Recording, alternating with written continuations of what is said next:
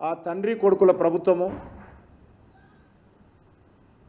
స్టాలిన్ కుటుంబ ప్రభుత్వము ప్రజలలో వ్యతిరేకత కూడగట్టుకున్న నేపథ్యంలో గతంలో ఇచ్చినటువంటి హామీలు అమలు చేయనటువంటి నేపథ్యంలో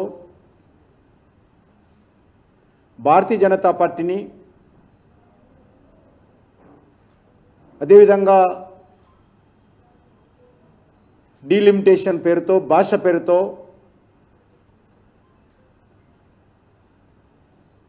బురదజల్లేటువంటి ప్రచారం, తప్పుడు ప్రచారం చేస్తూ ఉన్నారు. నేను అడుగుతా ఉన్నాను కాంగ్రెస్ పార్టీని, బీఆర్ఎస్ పార్టీని, మిగతా పార్టీలను. ఈరోజు దక్షిణాదిన ఎన్డీఏ 2 రాష్ట్రాల్లో మేము అధికారంలో ఉన్నాం. ఎప్పుడు ఎన్నికలు వచ్చినా కర్ణాటకలో, తెలంగాణలో అధికారంలోకి వస్తాము, రావాలని కోరుకుంటున్నాం. ప్రజలు కూడా సంకేతాలు గత పార్లమెంట్ ఎన్నికల్లో కానీ, ఇటీవల శాసన మండలి ఎన్నికల్లో కానీ స్పష్టంగా తెలంగాణ ప్రజలు కూడా ఇచ్చారు. దక్షిణాది ప్రజల యొక్క సంక్షేమము, దక్షిణాది రాష్ట్రాల అభివృద్ధి మీకంటే మా మీద ఎక్కువ విశ్వాసంతో ప్రజలు మా వైపు చూస్తున్నారు. దక్షిణాది ప్రజలను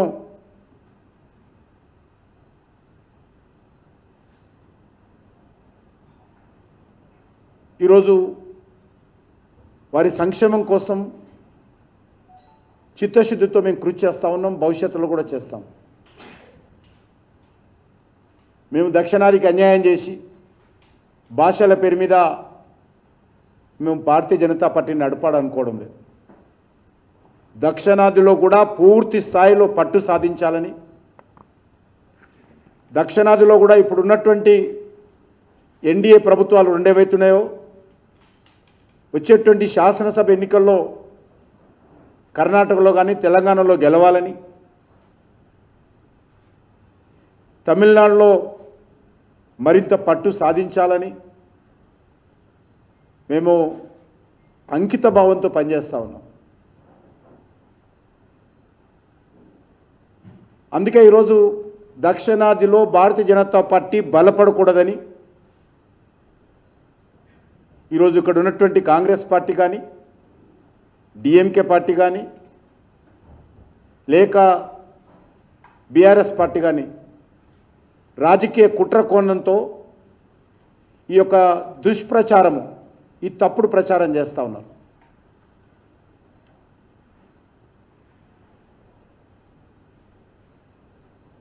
ఈరోజు కాంగ్రెస్ పార్టీ 3 రాష్ట్రాలకు పరిమితమైంది. ఆ 3 రాష్ట్రాల్లో ఎప్పుడు ఎన్నికలు వచ్చినా దక్షిణాదిలో ఉన్నటువంటి 2 రాష్ట్రాలు కానీ, ఉత్తరాన ఉన్నటువంటి హిమాచల్ ప్రదేశ్ కానీ భారతీయ జనతా పార్టీకి ప్రజలు పట్టం కట్టబోతా ఉన్నారు.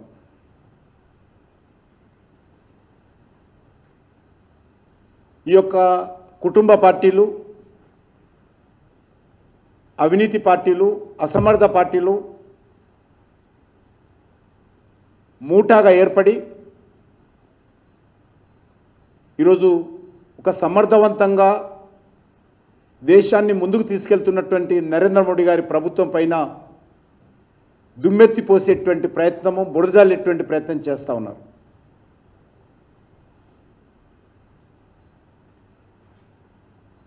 అది దక్షిణాది కానీ, ఉత్తరాది కానీ, అది కాంగ్రెస్ పార్టీ ప్రభుత్వం కానీ, కమ్యూనిస్ట్ పార్టీ ప్రభుత్వం కానీ,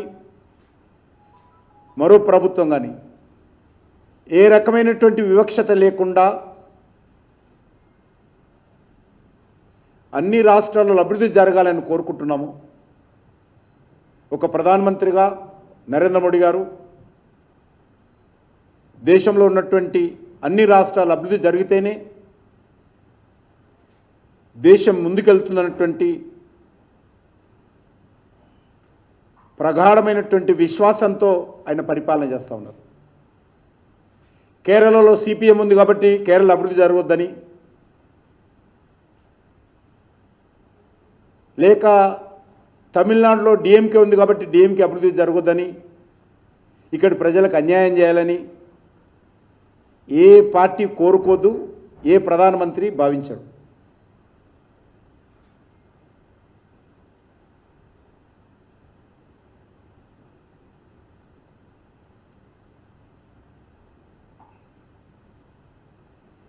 డీలిమిటేషన్ సంబంధించి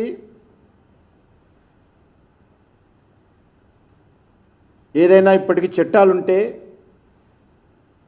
ఆ చట్టాలు గతంలో కాంగ్రెస్ పార్టీ ప్రభుత్వం ఉన్నప్పుడు చేసిన చట్టాలే.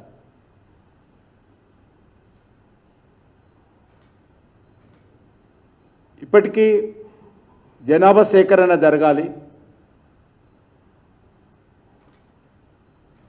డీలిమిటేషన్ కమిటీ పార్లమెంట్లో చట్టం చేసి కమిటీ కాన్స్టిట్యూట్ చేయాలి.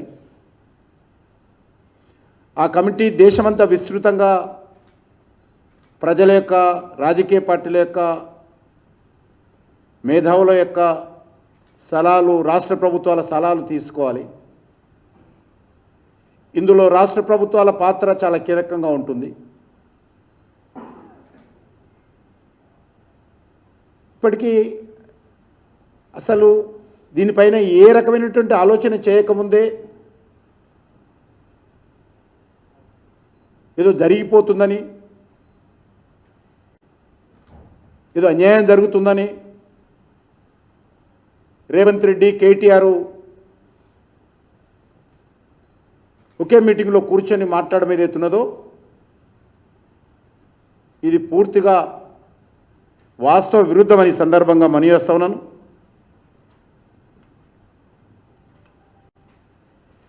భారతీయ జనతా పార్టీ గత 10.5 సంవత్సరాలుగా నరేంద్ర మోడీ గారి నాయకత్వంలో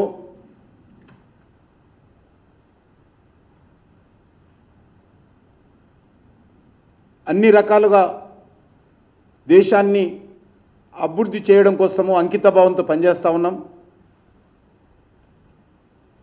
సబ్కా సాత్ సబ్కా వికాస్ అనేటువంటి ఆలోచనతో ముందుకెళ్తా ఉన్నాం. ప్రపంచంలో అభివృద్ధి చెందిన దేశాలతో పోటీ పడే విధంగా ఒక సమర్థవంతమైనటువంటి పరిపాలనతో దేశ గౌరవాన్ని, దేశ అభివృద్ధిని పెంచేటువంటి ప్రయత్నం చేస్తూ ఉన్నాం.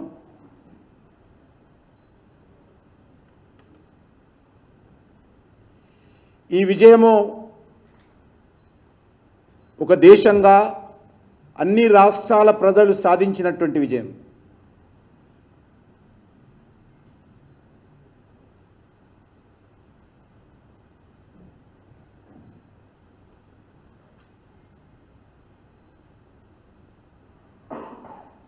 మరి ఈరోజు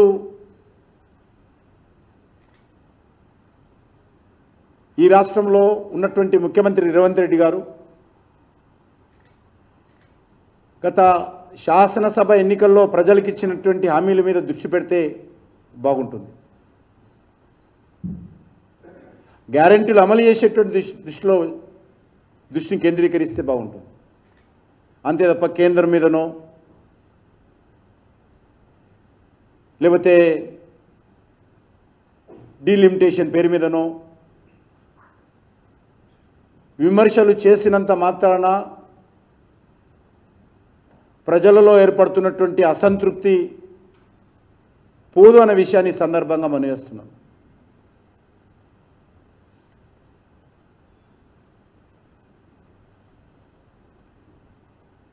నిన్న జరిగినటువంటి సమావేశంలో ఆయా రాజకీయ పార్టీలు తన స్వప్రయోజనాల కోసమో, తమ అస్తిత్వం కోసమో లేని అంశాన్ని భూతద్దంలో చూపిస్తూ ప్రజలను మభ్యపెట్టేటువంటి ప్రయత్నం చేస్తూ ఉన్నారు.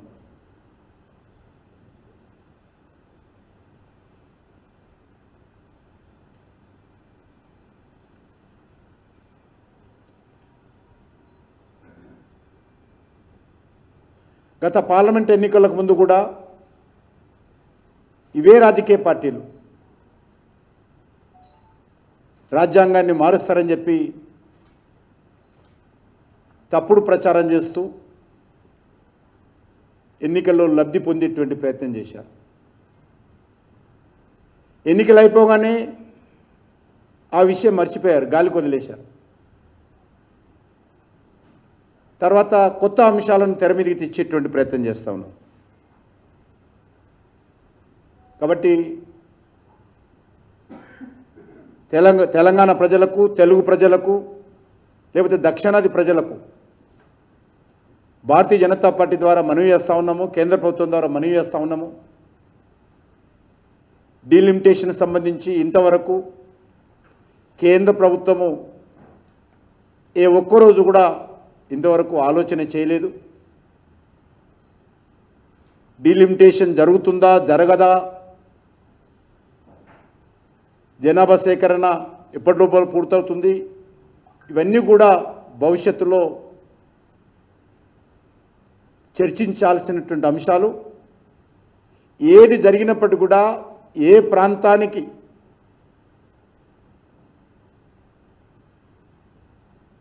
ఒక బియ్యం గింజంతా కూడా అన్యాయం జరగకుండా అన్ని రాష్ట్రాలకు సమన్యాయం దృక్పథంతో సబ్కా సాత్ సబ్కా వికాస్ పేరుతో నరేంద్ర మోడీ గారి ప్రభుత్వం పనిచేస్తుందనే విషయాన్ని మనవి చేస్తూ, ఈ యొక్క ప్రతిపక్ష పార్టీలు, కుటుంబ పార్టీలు, అవినీతి పార్టీలు, కుంభకోణాల పార్టీలు చేస్తున్నటువంటి తప్పుడు ప్రచారాన్ని తిప్పికొట్టాల్సిందిగా ప్రజలకు మనవి చేస్తా ఉన్నాం.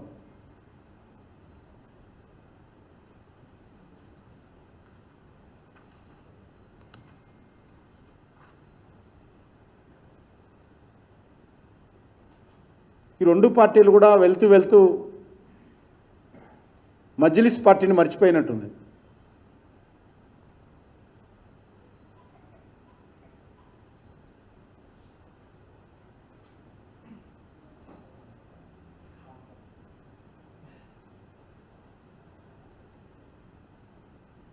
బీఆర్ఎస్కు కాంగ్రెస్కు మధ్య సంయోధ్య చేయడం కోసం